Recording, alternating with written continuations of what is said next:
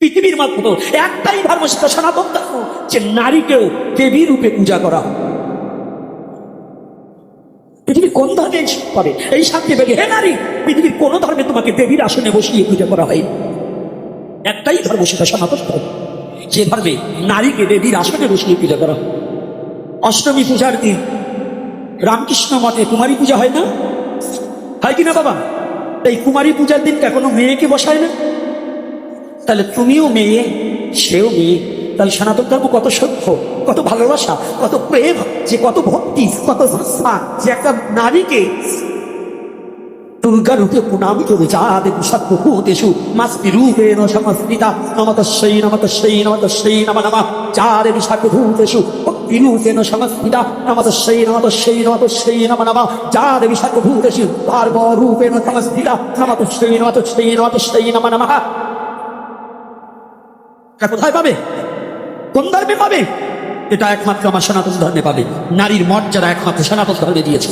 নারীকে কখনো ব্যবহারের পাত্র ভাবেন, নারীকে আর আসলে রাখিয়েছে। আপনি দেখেছেন জীব থাকে, যিনি দেবতার দেবতা, তার মস্তকে ঘুরে নারীকে রেখেছে। হ্যাঁ, কোথায় রেখেছে তত্ত্ব জানেন তো? তাহলে এই নারীকে কেন অবজ্ঞা করা হয়? নারীর কিছু কুচক্র স্বভাব আছে। কি করে দেখুন আমার সনাতন কি জিনিসটা। আসলে তো সনাতন ধর্মটা সম্বন্ধে অনেকেই অবগত না। সনাতন কি বাবা?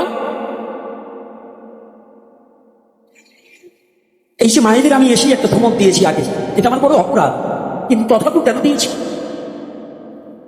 এখানে বিভিন্ন ধর্মের লোক আসবে, আসবে না বাবা? বিভিন্ন প্রকারের লোক আসবে না? তবে যদি আমার এই ধর্মের মায়েদের বস্ত্র যদি দিয়ে যদি নিজের অঙ্গটাকে আপ্লুত করে না রাখতো, অন্য ধর্মের লোক বলবে ওখানে অসভ্যরা বসবাস করে, তাদের শারীরিক অঙ্গভঙ্গি ভালো না, কি বলবে না? অন্য জায়গায় গিয়ে সমালোচনা করবে কিনা? তাহলে আমার সন্তানের সামনে যদি কোনো মায়ের নিন্দা কোনো কেউ করে, সেটাকে সরিয়ে নেওয়া যাবে? আমার সনাতন শিখিয়েছে যা দেবী সর্বভূতেষু মাতৃরূপেণ সমর্থিতা।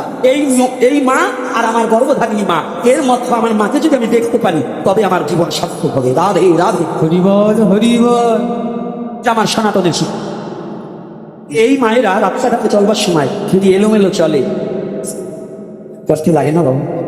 এজন্য যারা আজকে ভাগবত শ্রবণটা করে এসেছেন, আমি মায়েদের অনুরোধ করে বলছি, জাতিকে কিছু দিতে হলে আপনার শালীনতা বজায় রাখতে হবে। এজন্য রাস্তাঘাটে মাথার কাপড় পেলে এবং পিঠ বাইর করে হাঁটা চলাফেরা করবেন না।